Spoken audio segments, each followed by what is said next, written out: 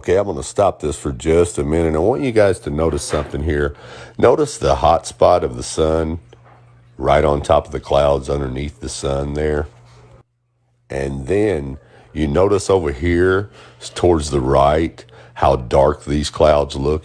And over here to the left how dark the clouds look. There's no sunlight hardly on those at all. But right underneath the sun, you see what you call a hot spot.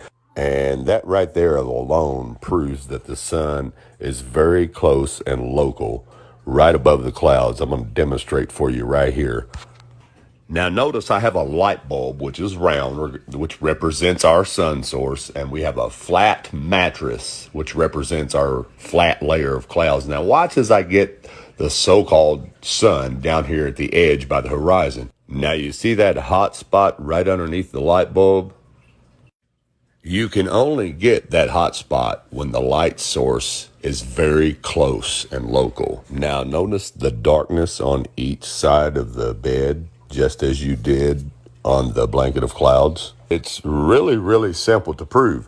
Notice right here, you see the hot spot underneath the light bulb? When I raise it up high, it lights up the whole bed. We put it back down low to the bed mattress, we get a hot spot. And we raise it back up, it lights up the whole bed mattress. Anyways, let's continue on with the video. Just keep that in mind as you're watching the sun.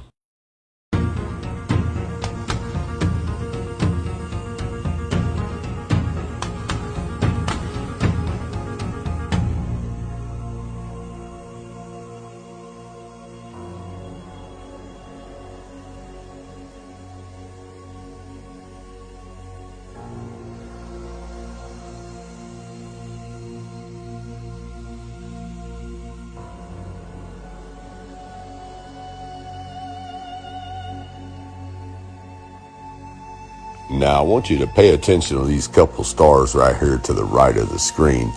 And remembering that the sun is supposed to be traveling in a straight line through the universe at 600,000 something miles per hour. Now, watch to the right as these stars zoom past us, okay? Remembering that the sun is traveling in a straight line through the universe, supposedly. We just left those stars behind, right? We're traveling in a straight line, which means we shouldn't be turning around and coming back there if we're following the sun, okay? Now, pretending we're on a ball. I'm saying pretending we're on a ball. But yet, you'll see those same stars again tomorrow. But we traveling in a straight path, according to this sun that we're following. No, you're not. You following the sun over some flat clouds on a flat earth. Now remember, on a flat earth, we're following the sun west, so that means it should always be turning just a little bit to the right of you as you're flying behind it, chasing it. That is why you keep seeing this cameraman turn the camera to the right. See, he's flying according to the compass, but the sun is making a circuit. That's why you keep seeing it go to the right, and he has to adjust the camera and the aircraft to the right. Now, if you were flying east, like we're going to do in the next chapter, you would constantly be turning the camera to the left. And look at that beautiful hot spot right over the top of those clouds.